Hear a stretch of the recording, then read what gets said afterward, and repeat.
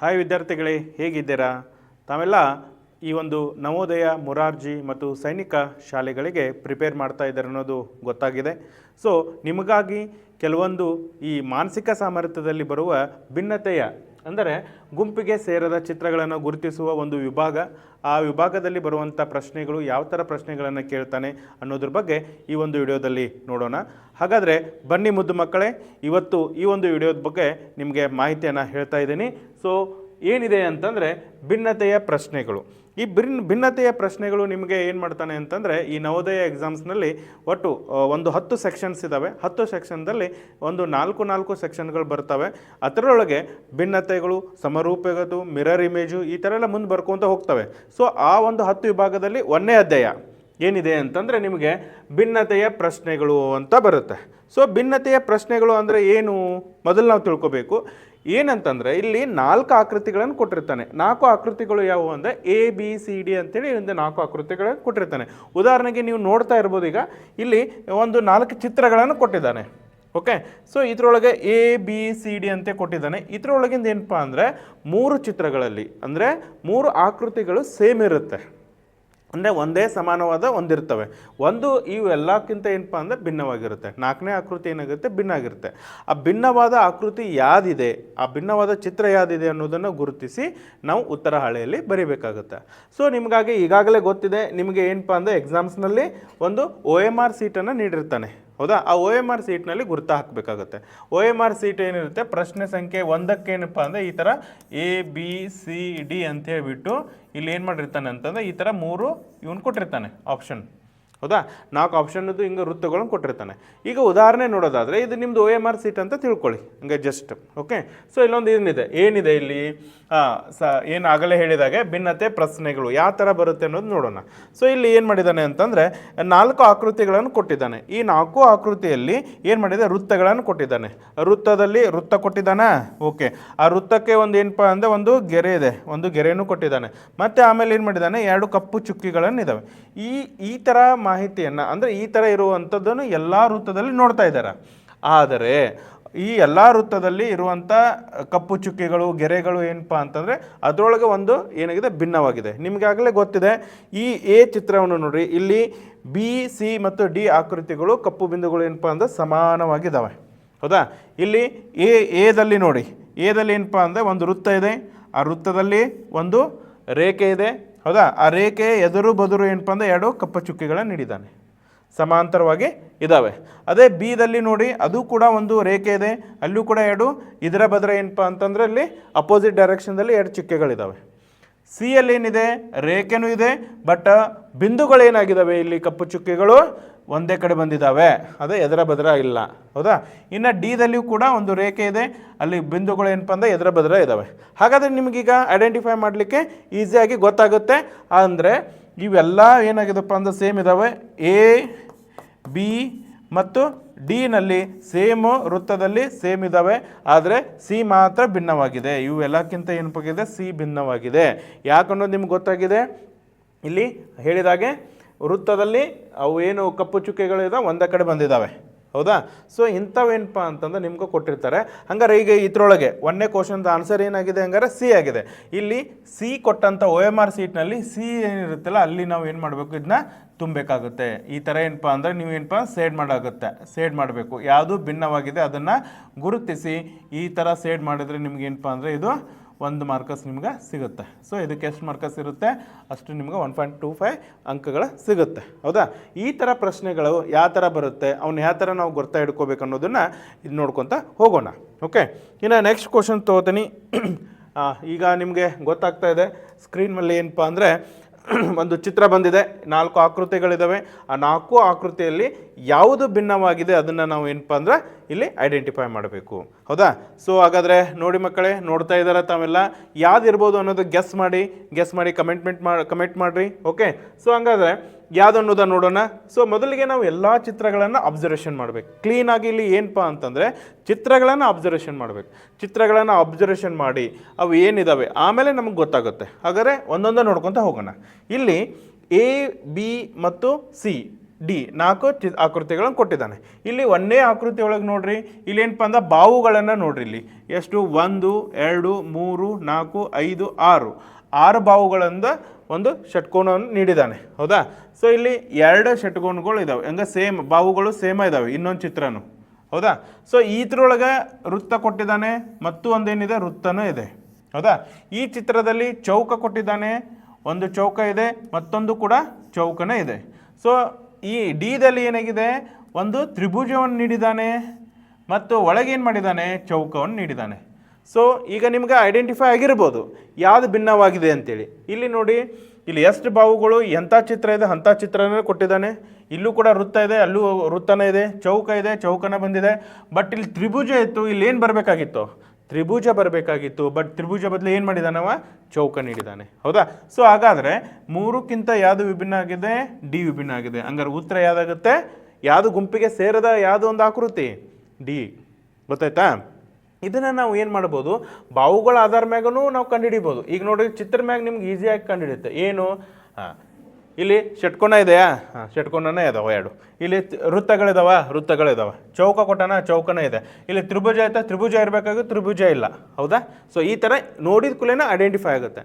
ಇನ್ನು ನಾವು ಬಾವುಗಳು ಅಂದರೆ ನಿಮಗೆ ಇನ್ನೂ ಸ್ವಲ್ಪ ಡೀಪಾಗಿ ನಾವು ಅಬ್ಸರ್ವೇಷನ್ ಮಾಡೋದು ಹೆಂಗಂತಂದರೆ, ಇಲ್ಲಿ ನೋಡಿರಿ, ಇಲ್ಲೊಂದು ಚಿತ್ರ ಇದೆ, ಇದಕ್ಕೆ ಬಾವುಗಳು ಎಷ್ಟಿದಾವೆ, 1 2 3 4 5 6 ಬಾವುಗಳಿದಾವೆ.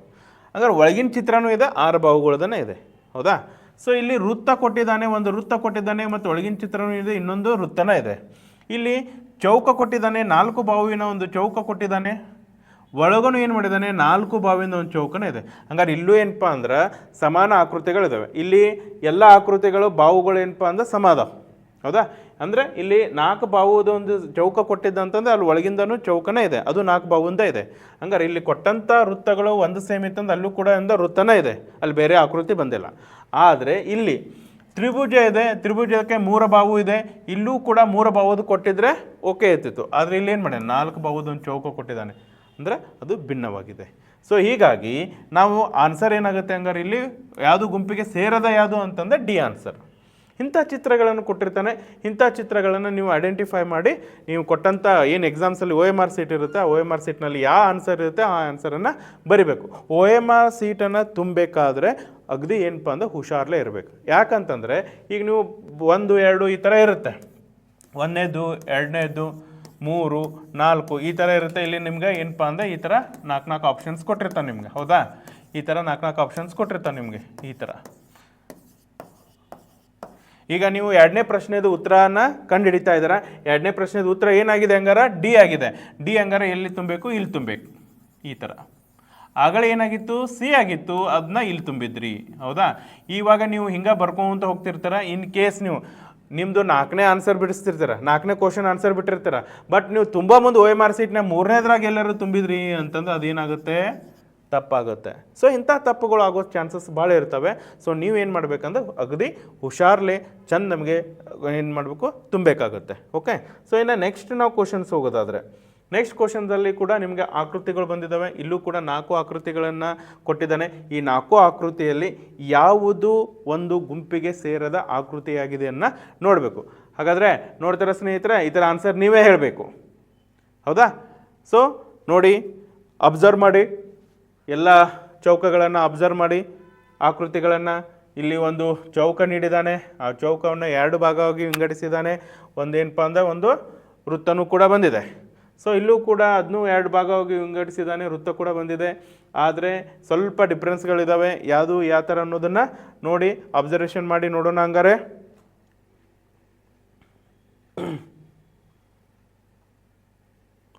ಹೌದಾ? ಇಲ್ಲಿ ನೋಡಿ, ಆಕೃತಿಯಲ್ಲಿ ವೃತ್ತಗಳು ಏನಿದ್ದಾವೆ, ಇಲ್ಲಿ ಕೆಳಭಾಗ ಬಂದಿದೆ, ಆದರೆ ಇಲ್ಲಿ ಚೌಕ ಏನು ಮಾಡಿದ್ದಾನೆ, 2 ಭಾಗಗಳಾಗಿ ವಿಂಗಡಿಸಿದ್ದಾನೆ. ಹೌದಾ? ಇಲ್ಲಿ ಚೌಕ ಬಂದಿದೆ, ಚೌಕವನ್ನು ಮೇಲ್ಭಾಗದಲ್ಲಿ ವಿಂಗಡಿಸಿದ್ದಾನೆ. ಹಂಗಾರೆ ಇದು ಚೌಕ ಮೇಲ್ಭಾಗದ, ಇದಕ್ಕೆ ಡಿಫ್ರೆನ್ಸ್ ಐತಿ, ಅದು ವೃತ್ತ ಸೇಮ್ ಇದೆ. ಈ ಚಿತ್ರದಲ್ಲಿ ಏನು ಮಾಡಿದ್ದಾನೆ, ಇಲ್ಲೂ ಕೂಡ ಚೌಕವನ್ನು ನೀಡಿದ್ದಾನೆ, ಆ ಚೌಕದಲ್ಲಿ ಕೆಳಭಾಗದಲ್ಲಿ ಏನು ಮಾಡಿದ್ದಾನೆ, ಮತ್ತೊಂದು ಚೌಕವನ್ನು ಮಾಡಿ ಅಲ್ಲೂ ಕೂಡ ವೃತ್ತಗಳನ್ನು ಇಟ್ಟಿದ್ದಾನೆ. ಇದು ಕೂಡ ಸೇಮ್ ಇದೆ. ನೋಡಿ, ಈ ನೋಡಲಿಕ್ಕೆ ಹೋಲಿಕೆ ಮಾಡಲಿಕ್ಕೆ ಈ ಅಷ್ಟು ಚೌಕಗಳು ಸೇಮ್ ಇದಾವ, ಇದನ್ನು ಇಬ್ಬಾಗ ಮಾಡಿಲ್ಲ, ಹೌದಾ? ಸೊ ಇಲ್ಲೂ ಮೇಲ್ಭಾಗ ಮಾಡ್ಯಾನ, ಇಲ್ಲಿ ಕೆಳಭಾಗ ಮಾಡ್ಯಾನ, ಮತ್ತು ಇಲ್ಲಿ ಮೇಲ್ಭಾಗ ಮಾಡ್ಯಾನ. ಅವರು ಮೇಲ್ಭಾಗದಲ್ಲಿ ಏನು ಮಾಡಿದಾನೆ? ವೃತ್ತಗಳನ್ನು ಇಟ್ಟಿದ್ದಾನೆ, ಹೌದಾ?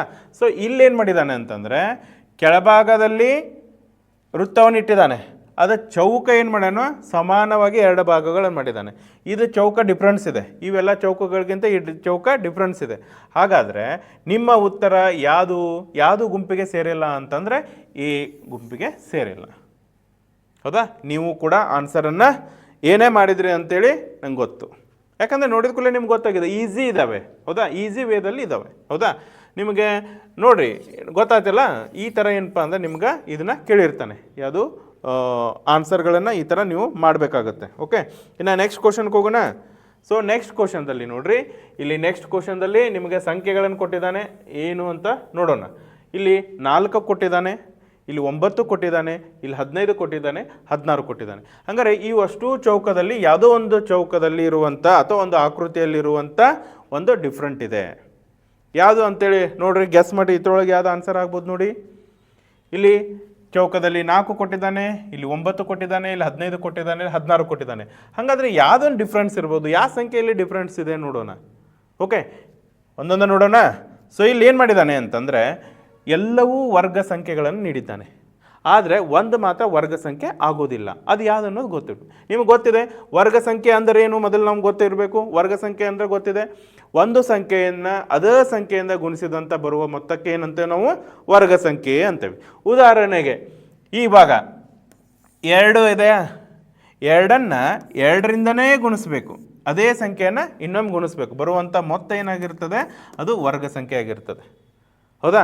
ಸೊ ಹಾಗಾದರೆ ಇಲ್ಲಿ 4 ಬಂತು, ಇದು 2 × 2 ಕುಣಿಸಿದಾಗ ಬರುವಂಥ ಸಂಖ್ಯೆ ಆಯಿತು, ಹೌದಾ? ಹಾಗಾದರೆ ಇದನ್ನು ನೋಡೋಣ, 3 × 3 ಅದೇ ಸಂಖ್ಯೆಯನ್ನು ಗುಣಿಸ್ಬೇಕು, ಗುಣಿಸಿದಂಗೆ ಬರುವುದು ಎಷ್ಟು? 9. ಇದು ಕರೆಕ್ಟ್ ಇದೆ. ಹಾಗಾದರೆ ಇದ್ರ ವರ್ಗ ಸಂಖ್ಯೆ ಆಗುತ್ತಾ? ಇಲ್ಲ. 4 ನೋಡಿ, 4ರ ವರ್ಗ ಸಂಖ್ಯೆ 4 × 4 ಗುಣಿಸಿದಾಗ ಬರುವಂಥ ವರ್ಗ ಸಂಖ್ಯೆ 16. ಹಾಗಾದರೆ ಇದು ಕರೆಕ್ಟ್. ಮತ್ತು ಇದು ಬಂತಾ? ಇಲ್ಲ, ಇದು ವರ್ಗ ಸಂಖ್ಯೆ ಅಲ್ಲ. ಯಾಕಂತಂದರೆ ಅದೇ ಸಂಖ್ಯೆಯಿಂದ ಅದೇ ಸಂಖ್ಯೆನ ಗುಣಿಸಿದಾಗಂತ ಬರುವಂಥ ಮೊತ್ತ ಆಗಿರುತ್ತದೆ. ಇಲ್ಲಿ 4 ಚೌಕನಲ್ಲಿ ಏನು ಮಾಡಿದೆ? 4 ಕೂಡ 2ರ ವರ್ಗ, 9 3ರ ವರ್ಗ, 16 4ರ ವರ್ಗ, ಆದರೆ 15 ಯಾವುದು ವರ್ಗ ಸಂಖ್ಯೆ ಅಲ್ಲ. ಸೊ ಹೀಗಾಗಿ ಇದು ವರ್ಗ ಸಂಖ್ಯೆ ಅಲ್ಲ. ಈಗ ನಿಮ್ಮ ಆನ್ಸರ್ ಯಾವುದು ಭಿನ್ನವಾಗಿದೆ? ಸಿ. ಅಂದರೆ 15 ಇಲ್ಲಿ ಭಿನ್ನವಾದಂಥ ಆಕೃತಿ ಆಗಿದೆ, ಹೌದಾ? ಸೊ ಇದರೊಳಗೆ ನಾವು ಆನ್ಸರ್ ಏನಪ್ಪ ಅಂತಂದರೆ ಸಿ. ವರ್ಗ ಸಂಖ್ಯೆ ಗೊತ್ತಾ? ಒಂದು ಸಂಖ್ಯೆಯನ್ನು ಅದೇ ಸಂಖ್ಯೆಯಿಂದ ಗುಣಿಸಿದಾಗ ಬರುವಂಥ ಮೊತ್ತಕ್ಕೆ ವರ್ಗ ಸಂಖ್ಯೆ ಅಂತ ಕರಿತೀವಿ. ಇನ್ನು ಕ್ಯೂಬ್ ಅಂತ ಕರಿತೀವಿ, ಅಂದರೆ ಘನ ಸಂಖ್ಯೆ ಅಂದರೆ ಅದೇ ಸಂಖ್ಯೆಯನ್ನು 3 ಸಲ ಗುಣಿಸ್ಬೇಕು. ಈಗ ನೋಡ್ರಿ, 2 × 2 ಇದನ್ನೇನು ಮಾಡ್ತೀವಿ ಅಂದರೆ ಸಂಕ್ಷಿಪ್ತ ರೂಪದಾಗ 2 ಕ್ಯೂಬ್ ಅಂತ ಕರಿತೀವಿ. ಈ ಥರ ಸ್ಕ್ವೇರ್ ಏನು ಮಾಡ್ತೇವೆ? ಸ್ಕ್ವೇರ್ ಅಂತ 2 ಸ್ಕ್ವೇರ್, ಅದೇ ಸಂಖ್ಯೆನ 2 ಸಲ ಗುಣಿಸಿದ, ಇದನ್ನು ಅದೇ ಸಂಖ್ಯೆನ 3 ಸಲ ಗುಣಿಸಿದಾಗ ಬರುವಂಥ ಮೊತ್ತ 2 2 4, 4 4 ಎಷ್ಟು ನೋಡ್ರಿ? 2 2 4, 4 2 8. ಹಂಗಾರೆ ಇದ್ರ ಕ್ಯೂಬ್ ಏನಾಗುತ್ತೆ? 8 ಆಗುತ್ತೆ. ಅದನ್ನು ನಾವು ವರ್ಗ ಸಂಖ್ಯೆ ಮಾಡಿದಾಗ 4 ಆಗುತ್ತೆ. ಸೊ ಈ ಥರ ಏನಪ್ಪ ಅಂದರೆ ಕ್ಯೂಬು ಮತ್ತು ಸ್ಕ್ವೇರ್ಗಳ ಇವನ್ನ ಕಲಿತಾಗ ಈ ಸಂಖ್ಯೆ ಈ ಥರ ಒಂದು ಸಂಖ್ಯೆಗಳು ನಿಮಗೆ ಬರುತ್ತೆ. ಓಕೆ, ನೆಕ್ಸ್ಟ್ ಕ್ವಶನ್ಸ್ ನೋಡೋಣ. ಈ ನೆಕ್ಸ್ಟ್ ಕ್ವಶನ್ಸಲ್ಲಿ ನೋಡಿ, ಇಲ್ಲಿ ಒಟ್ಟ ನಿಮಗೇನಪ್ಪ ಅಂತಂದರೆ 4 ಚೌಕಗಳನ್ನು ಕೊಟ್ಟನು. ಆ 4 ಚೌಕದಲ್ಲಿ ಇಂಗ್ಲೀಷ್ ಅಕ್ಷರಗಳನ್ನು ನೀಡಿದ್ದಾನೆ. ಸೊ ಇಂಗ್ಲೀಷ್ನಲ್ಲಿ ಇಲ್ಲಿ ಏನಪ್ಪ ಅಂದರೆ ಬಿ ಮತ್ತು ವಾಯ್ ಅನ್ನು ನೀಡಿದ್ದಾನೆ, ಇಲ್ಲಿ ಎ ಮತ್ತು ಜೆಡ್ ಅನ್ನು ನೀಡಿದ್ದಾನೆ, ಸಿ ಮತ್ತು ಎಕ್ಸ್ ಅನ್ನು ನೀಡಿದ್ದಾನೆ, ಡಿ ಮತ್ತು ವಿ ಅನ್ನು ನೀಡಿದ್ದಾನೆ. ಆದರೆ ಇವು ಯಾವುದು ಒಂದು ಇದ್ರ ಎಲ್ಲ ಸಮನಾಗಿದ್ದಾವೆ ಎಂದ ಒಂದು ರೂಲ್ಸನ್ನು ಫಾಲೋ ಮಾಡ್ತವೆ, ಒಂದು ಅನುಕ್ರಮವಾಗಿದ್ದಾವೆ, ಒಂದು ರೂಲ್ಸನ್ನು ಫಾಲೋ ಮಾಡ್ತವೆ. ಬಟ್ ಒಂದು ಮಾತ್ರ ಆ ರೂಲ್ಸನ್ನು ಫಾಲೋ ಮಾಡೋದಿಲ್ಲ. ಯಾವುದಾಗಿರ್ಬೋದು? ಗೆಸ್ ಮಾಡ್ತೀರಾ? ಸೊ ಈಗ ಇಲ್ಲಿ ಇಂಗ್ಲೀಷ್ ಅಕ್ಷರಗಳನ್ನು ನಾವು ಏನು ಮಾಡಿದ್ವು? ವರ್ಣಮಾಲೆ ಅಕ್ಷರಗಳನ್ನು ಸಮವಾಗಿ ಏನಪ್ಪ ಅಂತಂದು ಇಲ್ಲಿ ಬರ್ಕೋಬೇಕು. ಏನು ಹೆಂಗೆ ಬಿಡಿಸೋದು ಇದನ್ನ ಥಿಂಕ್ ಮಾಡಿರ್ತೀರಾ? ಓಕೆ, ನೋಡೋಣ. ಇಲ್ಲಿ ಏನು ಮಾಡ್ತಾ ಇದ್ದೀವಿ? ಎ ಬಿ ಸಿ ಡಿ ಬರ್ಕೊಳ್ರಿ, ಎ ಟು ಜೆಡ್ ತನಕ ಬರೀಬೋದು. ಎಲ್ಲಿ A B C D E F G H I J K L M N O P Q R S T U V W X Y Z. ಹೌದಾ? So ನೋಡಿ ಇಲ್ಲಿ ಇದು ಸೀದಾ ಬರೋದ್ರಿ. ಇದನ್ನ ಏನಪ್ಪ ಅಂದ್ರೆ ಉಲ್ಟಾ ಬರಿಬೇಕು. ಅವಾಗ ಏನಪ್ಪ ಅಂತಂದ್ರೆ ನಮ್ಗೆ ಈ ಥರದ ಆನ್ಸರನ್ನು ಸಿಗುತ್ತೆ. ಹೌದಾ? ಹಂಗಾರೆ ಸೀದಾ ಬರೋದ್ರಿ. ಇದನ್ನು ಉಲ್ಟಾ ಬರೆದಾಗ ಜಡ್ ಕೆಳಗೆ ನಾವು ಏನು ಬರಿಬೇಕು? ಒಂದೇದು ಎ ಅಂತ ಬರಿಬೇಕು. ಅಂದರೆ ಎ ಮತ್ತು ಉಲ್ಟಾ ಬರ್ಕೊಂತ ಬರಿ A B C D E F ಈ ಥರ ಏನಪ್ಪ ಅಂದ್ರೆ ಮತ್ತು ಉಲ್ಟಾ ಬಂದಾಗ ಇಲ್ಲಿ ಏನಪ್ಪ ಅಂದ್ರೆ ಜಡ್ ಬರುತ್ತೆ. ಹೌದಾ? ಸೊ ಹಂಗಾದ್ರೆ ಇಲ್ಲಿ ಬಿ ಮತ್ತು ವಾಯ್ ಇದೆ ನೋಡ್ರಿ. ಇಲ್ಲೇ ಉಲ್ಟಾ ಬರೋದ್ರಿ. ಇಲ್ಲಿ ಏನಪ್ಪ ಅಂದ್ರೆ ಬಿ ಕೆಳಗೆ ಏನಪ್ಪ ಅಂದ್ರೆ ವಾಯ್ ಬಂತು ಉಲ್ಟಾ ಬರೆದಾಗ. ಹಾಗಾದರೆ ಇದ್ರ ಟ್ರಿಕ್ಸ್ ಏನಿದೆ ಅನ್ನೋದು ಹೇಳ್ಕೊಡ್ತಾ ಇದ್ದೇನೆ ನಾನು ನಿಮಗೆ. ಈಗ ಬಿ ಮತ್ತು ವಾಯ್ ಹೆಂಗೆ ಬಂತು ಗೊತ್ತಾಯ್ತಾ? ಇನ್ನು ಎ ಮತ್ತು ಜೆಡ್ ಕರೆಕ್ಟ್ ಇದೆನಾ ನೋಡಿರಿ. ಎ ಜಗದಾಗ ಉಲ್ಟಾ ಬರೆದ್ರೆ ಜಡ್ ಜಗದಾಗ ಕೆಳಗೆ ಏನು ಬರ್ಬೇಕು? ಎ ಬರುತ್ತೆ. ಹೌದಾ? ಅಂದರೆ ಸಂಖ್ಯೆಗಳ ಏನಪ್ಪ ಅಂದ್ರೆ ಅರೇಂಜ್ಮೆಂಟ್ ಅಂದ್ರೆ 8 ಅಕ್ಷರಗಳಿದ್ದಾವೆ. ಒಟ್ಟು 26 ಅಕ್ಷರಗಳು. ಎದಿಂದ ಎ ಟು ಜಡ್ ಒಟ್ಟು 26 ಅಕ್ಷರಗಳಿದಾವೆ. ಎ ಅನ್ನು 1 ಅಂತ ಕನ್ಸಿಡರ್ ಮಾಡ್ರೆ ಇದನ್ನೇನು ಮಾಡ್ತೀವಿ? 26 ಅಂತ ಕನ್ಸಿಡರ್ ಮಾಡ್ತೀವಿ. ಆ ಥರ ಇಲ್ಲಿ ಎದಿಂದ ಜಡ್ವರೆಗೆ ಮತ್ತು ಉಲ್ಟಾ ಎದಿಂದ ಜಡ್ವರೆಗೆ ಉಲ್ಟಾ ಬರೆದಾಗ 2 ಲೈನ್ ಆಗುತ್ತೆ. ಅಲ್ಲಿ ನಿಮಗೆ ಬರುವಂಥ ಹೋಲಿಕೆಗಳನ್ನು ಇಲ್ಲಿ ನೀಡಿದ್ದಾನೆ. ಹೌದಾ? ಇಲ್ಲಿ ಜಡ್ ಅದನ್ನು ಫಸ್ಟ್ ಪ್ಲೇಸ್ ಏನಾಗುತ್ತೆ? ಎ ಆಗುತ್ತೆ. ಬಿ ಇದ್ದದ್ದು ವಾಯ್ ಆಗುತ್ತೆ. ಆಮೇಲೆ ಸಿ ಇದ್ದದ್ದು ಎಕ್ಸ್ ಆಗುತ್ತಾ ನೋಡಿರಿ. ಎಕ್ಸ್ ಮತ್ತು ಸಿ ಇವು ಕೂಡ ಸೇಮ್ ಪ್ಲೇಸ್ನಲ್ಲಿ ಇದ್ದಾವೆ ಉಲ್ಟಾ ಬರೆದಾಗ. ಹಂಗಾರೆ ಡಿ ಮತ್ತು ವಿ ಕರೆಕ್ಟ್ ಇದೆನಾ? ಇಲ್ಲ. ಡಿ ಜಗದಾಗ ಏನು ಬರಬೇಕು? ಇಲ್ಲಿ ಡಬ್ಲ್ಯೂ ಬರಬೇಕಾಗಿತ್ತು. ಬಟ್ ಇಲ್ಲಿ ಏನು ಡಬ್ಲ್ಯೂ ಬರಬೇಕಾಗಿತ್ತು? ಇಲ್ಲಿ ಏನು ಕೊಟ್ಟಿದ್ದಾನೆ? ವಿ ಕೊಟ್ಟಿದ್ದಾನೆ. ಈ ಡಬ್ಲ್ಯೂ ಬರಬೇಕಾದ್ರೆ ಮಾತ್ರ ಈ ಸೀಕ್ವೆನ್ಸು ಕರೆಕ್ಟ್ ಆಗ್ತಿತ್ತು. ಹೌದಾ? ಸೊ ಹಾಗಾದರೆ ನಿಮ್ಮ ಆನ್ಸರ್ ಯಾವ್ದಾಗಬೇಕು? ಹಂಗಾರೆ ಡಿ. ಇವೆಲ್ಲನೂ ಏನಪ್ಪ ಅಂದ್ರೆ ಒಂದು ರೀತಿಗೆ ಇದಕ್ಕೆ ಒಳಪಡುತ್ತೆ, ಬಟ್ ಅದು ಒಳಪಡೋದಿಲ್ಲ. ಇಲ್ಲಿ ಏನೂ ಆಗಬೇಕಾಗಿತ್ತು? ಡಿಗೆ ಡಬ್ಲ್ಯೂ ಬರಬೇಕಾಗಿತ್ತು, ಬಟ್ ಅಲ್ಲಿ ಏನಾಗಿದೆ? ವಿ ಬಂದಿದೆ. ಸೊ ಹೀಗಾಗಿ ಇದನ್ನು ನಾವು ಏನಪ್ಪ ಅಂದ್ರೆ ಗುಂಪಿಗೆಯಿಂದ ಆಚೆ ಇಡಬೇಕಾಗುತ್ತೆ. ಹೌದಾ? ಸೊ ಇನ್ನು ನೆಕ್ಸ್ಟ್ ಒಂದು ಕ್ವಶನ್ ನೋಡೋಕೆ ಹೋದಾಗ ಇಲ್ಲಿ ನಿಮಗೆ ಗೊತ್ತಿದೆ. ಇಲ್ಲೂ ಕೂಡ ನಿಮ್ಗೆ ಏನಪ್ಪ ಅಂತಂದರೆ ಈಗಾಗಲೇ ಗೊತ್ತಿದೆ. ಇಲ್ಲಿ 4 ಆಕೃತಿಗಳು ಕೊಟ್ಟಿದ್ದಾನೆ. ಜೆಡ್ಡಲ್ಲಿ ಇದರೊಳಗೆ 26 ಬರೆದಿದ್ದಾನೆ, ಬಿ ಅಲ್ಲಿ 2 ಬರೆದಿದ್ದಾನೆ, ಓದಲ್ಲಿ 15 ಬರೆದಿದ್ದಾನೆ, ಎಲ್ಲಲ್ಲಿ 10 ಬರೆದಿದ್ದಾನೆ. ಹಾಗಾದರೆ ನೀವು ಆಗಲೇ ಒಂದು ಟ್ರಿಕ್ಸ್ ಹೇಳಿದ್ನಲ್ಲ, ಎ ಟು ಜೆಡ್, ಅವಕ್ಕೆ ನಂಬರ್ ಕೊಡ್ರಿ, ಈಸಿಯಾಗಿ ನಿಮ್ಗೆ ಗೊತ್ತಾಗುತ್ತೆ. ಹೌದಾ? ಈಸಿಯಾಗಿ ನಿಮ್ಗೆ ಏನಪ್ಪ ಅಂದ್ರೆ ಗೊತ್ತಾಗುತ್ತೆ. ನೋಡಿರಿ, ಎ ಬರೆದ್ರಾ? ಎಗೆ 1 ನಂಬರ್ ಕೊಡ್ರಿ, ಬಿ 2, ಸಿ 3, ಡಿ 4. ಇದೇ ಥರ ಏನಪ್ಪ ಅಂದ್ರೆ ನಾವು ಜಡ್ ತನಕನೂ ಬರೀಬೇಕು. ಜಡ್ಡಿಗೆ ಎಷ್ಟು ಬಂತು? ಜಡ್ ಇದ್ದಲ್ಲೇ 26 ಆಗುತ್ತೆ. ಹೌದಾ? ಇಲ್ಲಿ ನಾವು ಜಡ್ ಅನ್ನೋದು 26 ಆದರೆ ಬಿ ಅಂದರೆ 2 ನೋಡಿ, ಬಿ ಅಂದರೆ 2, ಜಡ್ ಅಂದರೆ 26. ಹಂಗಾರೆ ಓ ಅಂದರೆ ಎಷ್ಟಾಗುತ್ತೆ? ಇದನ್ನು ಕಂಡು ಹಿಡ್ಕೋಬೇಕು. ಎಲ್ ಅಂದರೆ 10 ಬರುತ್ತಾ ನೋಡಬೇಕು. ಇವೆರಡು ಕನ್ಫರ್ಮ್ ಆದರೆ ನಿಮ್ಗೆ ಯಾವುದು ಔಟ್ ಆಗಬೇಕು ಅನ್ನೋದು ಗೊತ್ತಾಗುತ್ತೆ. ಹೌದಾ? ಸೊ ಹಂಗಾರೆ ಇಲ್ಲಿ A B C D E F G H I J K L M N O ಅಂದರೆ ಎಲ್ಲ ಮತ್ತು ಓ ತನಕ ಬರೆದಿದ್ದೇನೆ ನಾನು. ಇವಕ್ಕೆ ನಂಬರ್ ಕೊಡೋಣ. ಈಗ 5 6 7 8 9 10 11 12 13 14 15. ಹೌದಾ? ಸೊ ಇಲ್ಲಿ ನೋಡ್ರಿ, ಓ ಅಂದರೆ ಎಷ್ಟು? 15 ಬಂತಾ? ಕರೆಕ್ಟ್ ಇದೆನಾ? ಓಕೆ, ಇದು ಕರೆಕ್ಟ್. ಹಂಗಾರೆ ಎಲ್ ಅಂದರೆ ಎಷ್ಟು ಬರಬೇಕು? 12 ಬರಬೇಕು. ಹೌದಾ? ಅಂದರೆ ಎಷ್ಟು ಬಂದಿದೆ? ಎಲ್ಲ 12ನೇ ಪ್ಲೇಸ್ನಲ್ಲಿ ಬರುತ್ತೆ. ಹೌದಾ? ಸೊ ಅದನ್ನು ಎಷ್ಟು ಬಂದಿದೆ? ಇಲ್ಲಿ 10 ಕೊಟ್ಟಿದ್ದಾನೆ. ಹಂಗಾರೆ ಇದು ರಾಂಗ್ ಆನ್ಸರ್. ಅಂದರೆ ಇವೆಲ್ಲವೂ ಏನಪ್ಪ ಅಂತಂದ್ರೆ ಆ ಪ್ಲೇಸಿನ ಸಂಖ್ಯೆಯನ್ನು ಆವರಿಸ್ಕೊಂಡಿದ್ದಾವೆ. ಬಿ ಅಂದರೆ ಬಿ 2ನೇ ಸ್ಥಾನದಲ್ಲಿ ಬರುತ್ತೆ, ಅದಕ್ಕೆ ನಂಬರ್ 2 ಅಂತ ಕೊಟ್ಟಿದ್ದಾನೆ. ಜಡ್ಡನ್ನು ಬರೆದಾಗ 26ನೇ ಸಂಖ್ಯೆ ಬರುತ್ತೆ, ಅದನ್ನು ಕೊಟ್ಟಿದ್ದಾನೆ. ಓ ಅನ್ನು ಬರೆದಾಗ ಅದು 15ನೇ ಪ್ಲೇಸ್ನಲ್ಲಿ ಬರುತ್ತೆ, ಅದನ್ನು ಕರೆಕ್ಟಾಗಿ ಕೊಟ್ಟಿದ್ದಾನೆ. ಎಲ್ಲನ್ನು 12ನೇ ಪ್ಲೇಸ್ನ ಬರುತ್ತೆ, ಬಟ್ ನಾವು ಏನು ಕೊಟ್ಟಿದ್ದಾನೆ? 10 ಕೊಟ್ಟಿದ್ದಾನೆ. ಸೊ ಹಾಗಾಗಿ ನಾವು ಇಲ್ಲಿ ಏನಪ್ಪ ಅಂತಂದರೆ ಎದನ್ನು ರಿಮೂವ್ ಮಾಡ್ಬೇಕಂಗಾರೆ? ಡಿ ಅಂದರೆ ಎಲ್ ಇದ್ದದ್ದನ್ನು ಇದನ್ನು ಈ ಆಕೃತಿ ಗುಂಪಿಗೆ ಇದರಿಂದ ಆಚೆ ಇದೆ ಅಂತೇಳಿ ಗೊತ್ತಾಗುತ್ತೆ. ಸೊ ಈ ಥರ ಇಲ್ಲಿ ಆಗಲೇ ನೋಡ್ರಿ, ಎ ಬಿ ಸಿ ಡಿನ ಒಂದು ಸೀದಾ ಬರೆಯೋಕೆ ಹೇಳಿದ ಮತ್ತು ಉಲ್ಟಾ ಬರೆದ್ರೆ ಅದು ಅಕ್ಕಿತ್ತು ಹಿಂದಿಂದೊಂದು. ಹೌದಾ? ಯಾವುದು? ಇದು. ಹೌದಾ? ಇಲ್ಲಿ ಎನ ಎ ಟು ಜೆಡ್ ಏನಪ್ಪ ಒಂದು ಲೈನ್ ಬರೆಯೋದು, ಅದನ್ನ ಮತ್ತು ಉಲ್ಟಾ ಬರೆಯೋದು. ಇದರೊಳಗೆ ಏನಪ್ಪ ಅಂದ್ರೆ ಯಾವ್ಯಾವ ಸೀಕ್ವೆನ್ಸ್ ಇರ್ತಾವೋ ಅವು ಇಲ್ಲಿ ಬರ್ತಿದ್ವು. ಈ ಪ್ರಾಬ್ಲಮ್ಮ ಈ ಥರ ಸಾಲ್ವ್ ಮಾಡಬೇಕು.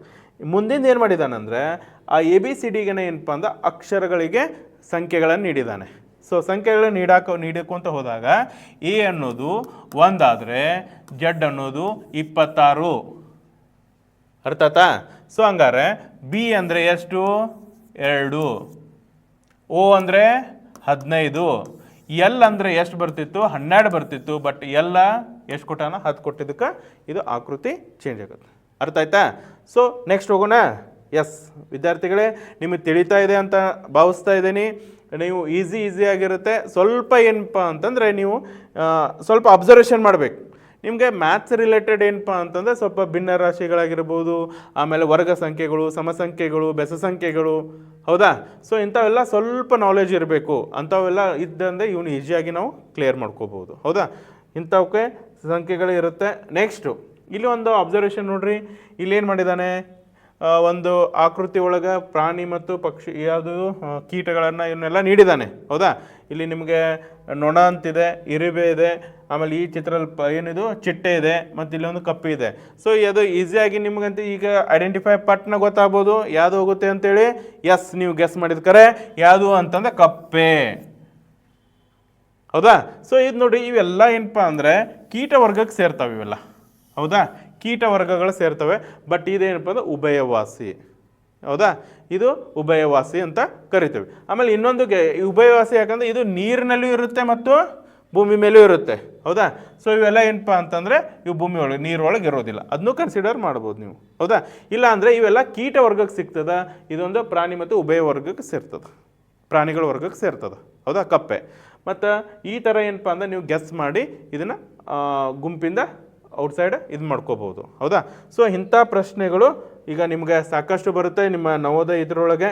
ಸೊ ಮತ್ತಷ್ಟು ಇಂಥ ಪ್ರಶ್ನೆಗಳಿಗೆ ಮತ್ತು ನೆಕ್ಸ್ಟ್ ಏನಪ್ಪ ಅಂದರೆ ಮಿರರ್ ಇಮೇಜ್ ಅಂತ ಬರುತ್ತೆ, ಹೌದಾ? ಕನ್ನಡಿ ಪ್ರತಿಬಿಂಬಗಳನ್ನು ಹಂಗೆ ಕೋಡಿಂಗ್ ಡಿಕೋಡಿಂಗ್ ಅಂತ ಬರುತ್ತೆ, ಹೌದಾ? ಸಮರೂಪತೆ. ಸೊ ಇದನ್ನೆಲ್ಲ ಒಂದು 10 ಅಧ್ಯಾಯಗಳಿದ್ದಾವೆ. 10 ಅಧ್ಯಾಯದಲ್ಲಿ 1ನೇ ಅಧ್ಯಾಯದಲ್ಲಿ ಅಂತ ಬರುವಂಥ ಇಂಥ ಪ್ರಶ್ನೆಗಳಿಗೆ ಯಾವ ಥರ ಉತ್ತರಗಳನ್ನು ಮಾಡಬೇಕು, ಇವನ್ನ ಇಂಥ ಚಿತ್ರಗಳನ್ನು ನೀವೇನಪ್ಪ ಅಂದರೆ ಇನ್ನಷ್ಟು ಪ್ರಾಕ್ಟೀಸ್ ಮಾಡಬೇಕು, ಇನ್ನಷ್ಟು ಪ್ರಾಕ್ಟೀಸ್ ಮಾಡಿರಿ. ಇಲ್ಲಿ ಒಂದು ನೆನಪಿಟ್ಕೊಳ್ರಿ, 4 ಆಕೃತಿಗಳಿರ್ತವೆ. ಆ ನಾಲ್ಕು ಆಕೃತಿಗಳಿಗೆ ಒಂದು ಆಕೃತಿ ಅದರೊಳಗೆ ಭಿನ್ನವಾಗಿರುತ್ತೆ. ಆ ಭಿನ್ನ ಯಾವ ಥರ ಆಗಿದೆ ಅನ್ನೋದು ಕಂಡುಹಿಡಿಯೋದೇ ಸಮರೂಪತೆ. ಅವು ಒಂದು ರೂಲ್ಸನ್ನು ಇಟ್ಟಿರ್ತಾನೆ. ಆ 3 ಆಕೃತಿಗಳು ಏನಪ್ಪ ಅಂದರೆ ಒಂದು ರೂಲ್ಸ್ ಫಾಲೋ ಮಾಡ್ತಿರ್ತವೆ, ಅದೇ ಥರ ಇರುತ್ತೆ. ಒಂದು ಮಾತ್ರ ಅದರ ರೂಲ್ಸ ಫಾಲೋ ಮಾಡ್ತಿರೋದಿಲ್ಲ. ಅದನ್ನು ಕಂಡುಹಿಡಿಬೇಕು. ಆದರೆ ಯಾವುದಿರುತ್ತೆ ಅನ್ನೋದನ್ನು, ಭಿನ್ನತೆ ಯಾವುದಿದೆಯಲ್ಲ ಅದನ್ನು ನಿಮ್ಮ OMR ಶೀಟ್ನಲ್ಲಿ ಬರೀಬೇಕು. ಇಷ್ಟು ಮಾಡಿದರೆ ನಿಮ್ಗೆ ಏನಪ್ಪ ಅಂತಂದರೆ 4 ಅಂಕಗಳು ಸಿಗುತ್ತೆ, ಹೌದಾ? 4 ಚಿತ್ರಗಳನ್ನು ಕೊಟ್ಟಿರ್ತಾನೆ. ಓಕೆ, ಈ ಪ್ರತಿ ವರ್ಷ ಬರುವಂಥ ಎಕ್ಸಾಮ್ಸಲ್ಲಿ ಇಂಥ ಇವು ಇದ್ದೇ ಇರುತ್ತೆ, ಹೌದಾ? ಸೊ ನೀವೇನಪ್ಪ ಅಂದರೆ ಇವನ್ನ ಪ್ರಾಕ್ಟೀಸ್ ಮಾಡ್ಕೊಳ್ಳಿ. ಮತ್ತು ನಿಮಗೆ ಹೆಚ್ಚಿನ ಒಂದು ಮಾಹಿತಿ ಬೇಕಿದ್ದರೆ ನಮ್ಮ ಈ ಸ್ಕ್ರೋಲ್ ನಡೀತಾ ಇದೆ, ಕೆಳಗೇನು ಸ್ಕ್ರೋಲ್ ಬರ್ತಾ ಇದೆಯಲ್ಲ ಅಲ್ಲಿ ನೀವು ಅದು ನಂಬರ್ ಇದೆ, ಅದಕ್ಕೆ ಕಾಂಟ್ಯಾಕ್ಟ್ ಮಾಡಿರಿ. ಮತ್ತು ಹೆಚ್ಚಿನ ನಮ್ಮದು ಒಂದು ಆ್ಯಪ್ ಇದೆ, ಇನ್ಸ್ಪೈರ್ ನವೋದಯ ಆ್ಯಪ್ ಇದೆ. ಇನ್ಸ್ಪೈರ್ ಅಕಾಡೆಮಿ ಅಂತೇಳಿ ಗೂಗಲ್ ಪ್ಲೇಸ್ಟೋರಲ್ಲಿ ಆ್ಯಪ್ ಇದೆ. ನಿಮ್ಮ ತಂದೆ ತಾಯಿಗಳಿಗೆ ಹೇಳಿ ಅದು ಗೂಗಲ್ ಪ್ಲೇಸ್ಟೋರಿಂದ ಏನಪ್ಪ ಅಂದರೆ ಅದನ್ನು ಡೌನ್ಲೋಡ್ ಮಾಡ್ಕೊಳ್ರಿ. ಡೌನ್ಲೋಡ್ ಮಾಡ್ಕೊಂಡು ಅದರೊಳಗೆ ಏನಪ್ಪ ಅಂದರೆ ಎಲ್ಲ ಮಾಹಿತಿ ಇದೆ. ನಿಮಗೆ ನವೋದಯದ ಬೇಕಾ, ನವೋದಯದಿದೆ. ಸೊ ಅಲ್ಲಿ ನವೋದಯಕ್ಕೆ ಹೋಗಿ ನೀವೇನಂದರೆ ಅಲ್ಲಿ ಕನೆಕ್ಟ್ ಆಗ್ಬೋದು. ಅಲ್ಲಿ ಇಂಥ ಹೆಚ್ಚಿನ ವಿಡಿಯೋಗಳು ಅದರೊಳಗೆ ಇರುತ್ತೆ. ಓಕೆ, ಸೊ ಮತ್ತೆ ಮುಂದಿನ ಒಂದು ವಿಡಿಯೋದಲ್ಲಿ ಇನ್ನಷ್ಟು ಮಾಹಿತಿಯನ್ನು ನಾನು ನಿಮ್ಮ ಮುಂದೆ ತರ್ತಾ ಇದ್ದೇನೆ. ಅಲ್ಲಿವರೆಗೂ ನಮ್ಮ ಈ ಏನು ಇನ್ಸ್ಪೈರ್ ಅಕಾಡೆಮಿ ಯೂಟ್ಯೂಬ್ ಚಾನಲ್ ಇದೆಯಲ್ಲ ಅದನ್ನು ಲೈಕ್ ಮಾಡಿ, ಶೇರ್ ಮಾಡಿ. ಮತ್ತು ಪಾಲಕರೇ ಮತ್ತು ವಿದ್ಯಾರ್ಥಿಗಳೇ, ಸಂಬಂಧಪಟ್ಟ ವಿದ್ಯಾರ್ಥಿಗಳಿಗೆ ಈ ವಿಡಿಯೋವನ್ನು ಶೇರ್ ಮಾಡಿ. ಎಲ್ಲರೂ ಕೂಡಿ ಕಲಿಯೋಣ, ಎಲ್ಲರೂ ಕೂಡಿ ಬೆಳೆಯೋಣ. ನಮ್ಮ ಉದ್ದೇಶ ಏನಪ್ಪ ಅಂದರೆ ನಿಮ್ಮ ಮಕ್ಕಳು ಈ ಪ್ರತಿಷ್ಠಿತ ವಸತಿ ಶಾಲೆಯಲ್ಲಿ ಮುಂದಿನ ತರಗತಿಯ ಅಭ್ಯಾಸವನ್ನು ಮಾಡಲೇಬೇಕು. ಅವರು ಯಾಕೆ ಮಾಡಬೇಕು ಅನ್ನೋದ್ರ ಬಗ್ಗೆ ವಿಡಿಯೋನೂ ಕೂಡ ಮಾಡಿದ್ದೇನೆ. ಅಲ್ಲಿ ಏನು ಫೆಸಿಲಿಟೀಸ್ ಸಿಗ್ತವೆ ಅಂಥ ಶಾಲೆಗಳಿಗೆ ವಿದ್ಯಾರ್ಥಿಗಳು ಹೋಗಲೇಬೇಕು. ಅವರು ಹೋಗಬೇಕು ಅನ್ನೋದಕ್ಕೆ ನಮ್ಮ ಪ್ರಯತ್ನ ನಾವು ಮಾಡ್ತಾ ಇದ್ದೇವೆ. ಪಾಲಕರೇ, ನೀವು ಕೂಡ ನಿಮ್ಮ ಮಕ್ಕಳಿಗೆ ಚಲೋ ಒಂದು ಅಭ್ಯಾಸವನ್ನು ಮಾಡಲಿಕ್ಕೆ ಇದೊಂದು ವೇದಿಕೆ ಉತ್ತಮವಾಗಿದೆ ಅಂತ ಹೇಳ್ತಾ ಇದ್ದೇನೆ. ಮತ್ತು ಮುಂದಿನ ವಿಡಿಯೋದಲ್ಲಿ ಮತ್ತೆ ಒಂದಷ್ಟು ಮಾಹಿತಿಯನ್ನು ತೆಗೆದು ನಾ ಬರ್ತೇನೆ. ಅಲ್ಲಿ ತನಕ ನಮ್ಮ ಒಂದು ಯೂಟ್ಯೂಬ್ ಚಾನಲನ್ನು ಲೈಕ್ ಮಾಡಿ, ಶೇರ್ ಮಾಡಿ ಮತ್ತು ಸಬ್ಸ್ಕ್ರೈಬ್ ಮಾಡೋದನ್ನು ಮರಿಬೇಡಿ. Okay, thank you.